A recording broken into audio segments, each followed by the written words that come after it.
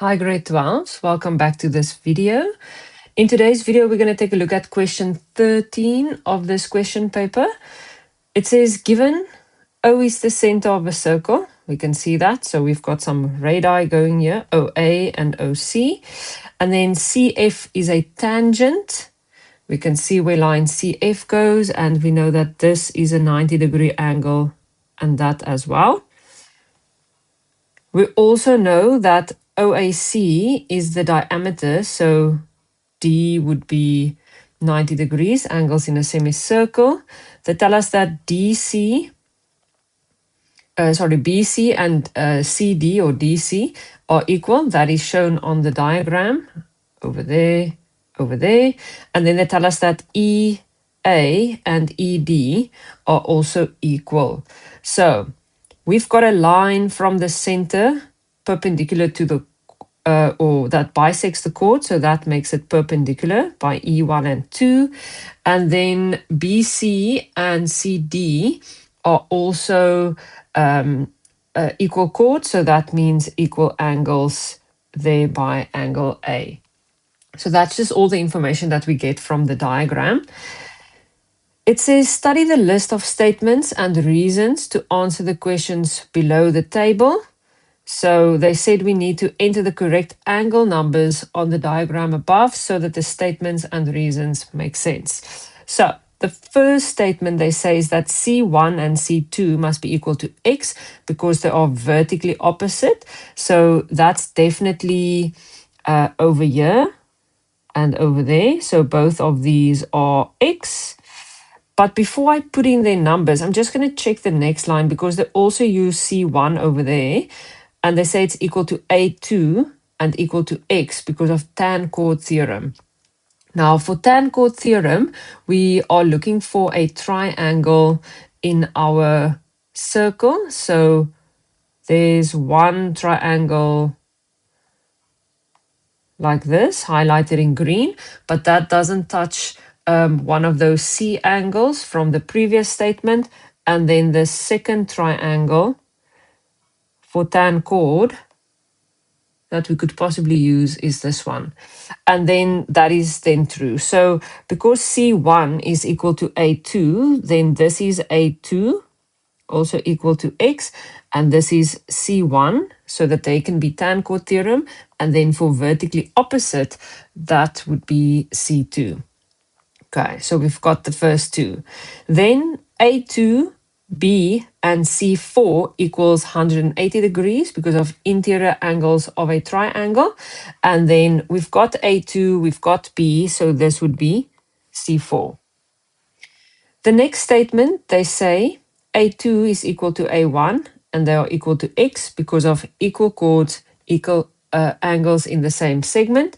That means that this should be A1 and it's also equal to X because BC and CD are those equal chords and therefore A1 and 2 at the top there would be equal angles. The next statement is that A2 plus A1, C4 and C5 equal 180 degrees because they are opposite angles of a cyclic quad. So this means that this needs to be C5 because this C4 and 5 and A1 and 2, this would be opposite interior angles of a cyclic quad. We can see that A, B, C, D is the cyclic quad there with all the vertices on the circumference of the circle. And then the last one, C3 plus C5 equals 90 degrees because the tangent is perpendicular to the radius. So we already have C5. That means that this should be C3. And we already said earlier why that is 90 degrees because the radius is perpendicular to tangent CF. So there we go, 7 marks.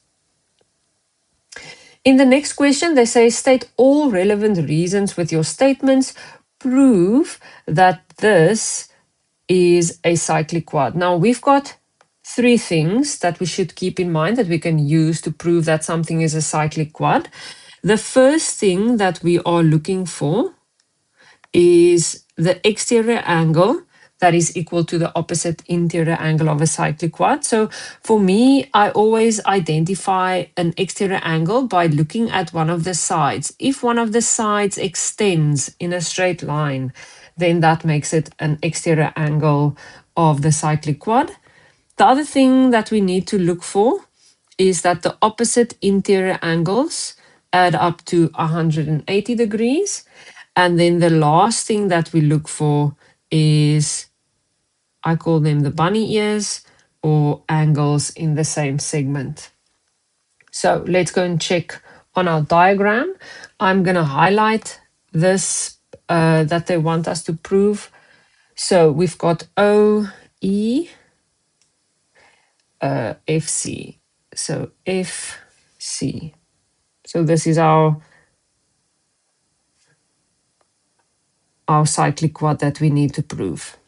Okay, so we actually have everything that we need. We can either use the first option that I've mentioned.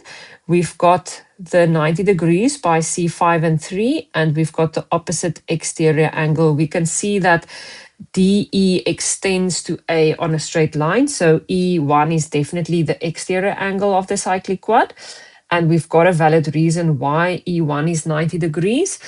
But we can also use that the opposite interior angles add up to 180 degrees. So it's just whichever one you want to use. We can't use the third option for angles in the same segment because we do not have enough information on the diagram. So I'm going to use the first one with the exterior angle. So firstly, I'm going to state that angle E2 is also equal to 90 degrees because we've got a line from center that bisects the chord.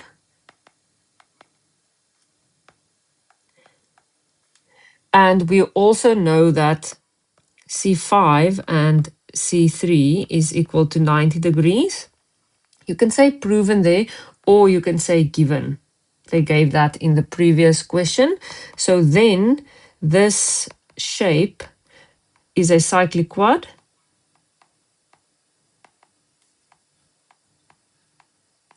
And this is because we use the converse of exterior angles of a cyclic quad.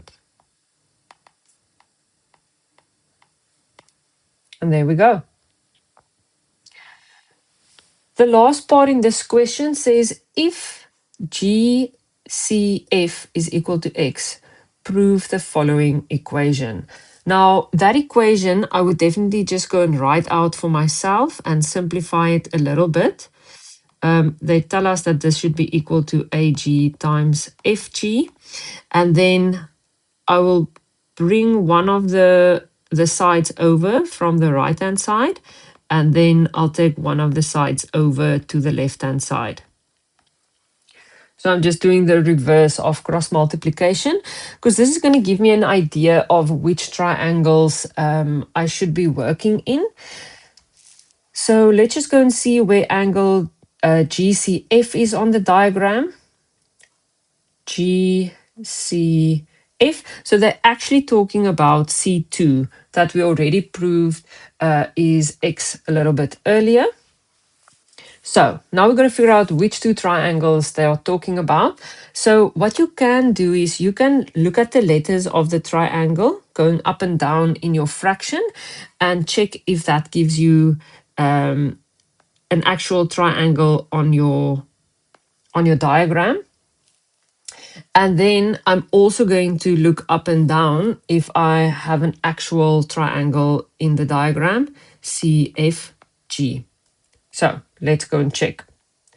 Do we have a triangle CAG? Yes, we do. So CAG is this big triangle over here. And then the other one we said is CFG. We're running out of colors over here. So CFG, does that create a triangle? Yes, it does. There we go. it is very important that we go and check on the diagram if there are actual triangles created by the letters. So now I'm going to write out CAG on the side for me, and I'm also going to write out CFG on the side, and I'm going to check what the actual angle numbers are, because we need to now do similarity, because once we've proven similarity, then the sides are in the same proportion, and then we can prove this original equation that they gave us. But to get the sides in the correct proportion, we need to get the angles of the matching angles in the correct order between the two triangles. So if we look at the first triangle CAG, then C in the first triangle is 5, 3, and 2. And then if we look at A, it refers to A1. So A1, okay, and then you are not allowed to actually write this out the way I'm going to, but this is just a thought process on the side here. It's not my actual answer. And then for the other triangle, CFG, we're now going to go back to the diagram. So CFG, and the only thing that we might need to note is that it's C2.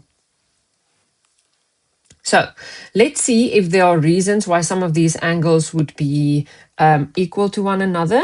So the one thing that we can see is that G is an overlapping angle or a common angle. So I'm just going to draw a solid line between the G's because it's the same angle that they are referring to.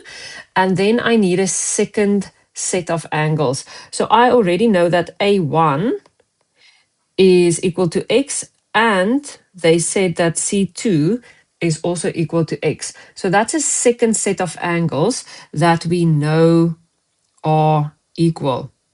And that means the third set would just be because of interior angles of a triangle. So this is now more than enough information that we need. We just got to make sure that our triangles are now listed in the correct order. So I'm going to start my similarity by saying in the first triangle, and then we've got CAG and triangle, and now we've got to match the correct angle. So C in the first one is equal to F in the second one, A in the first one is equal to C in the second triangle, and then G is equal to G. Then we're going to start off with the easy stuff. So we know A1 is equal to C2 and it's equal to X. This is proven or given. And then we know that angle G is equal to angle G because it's a common angle. And then we also know that that big angle, C5, C3, and C2 is equal to the angle at F. And this now is because of interior angles of a triangle.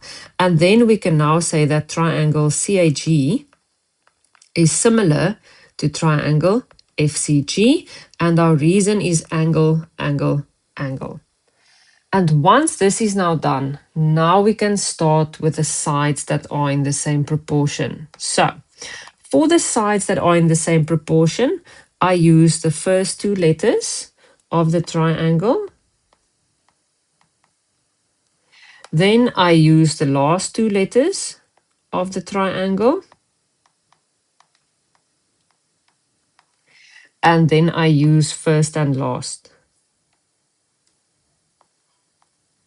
And this is why it is so important to make sure that your triangles are listed in the correct way. So we're also going to put a reason here. This is because of similar triangles. And now we're just going to go back to the original question. So they use CG, which we have here and here, and they also used AG and FG, which basically means that they zoomed in on this part of the equation. So we can just say, well, let's zoom in here. And then we're going to cross multiply. So we're going to cross multiply like this. So it's CG squared, and then we're going to cross multiply the other way. And then we've got exactly the same equation as the original question.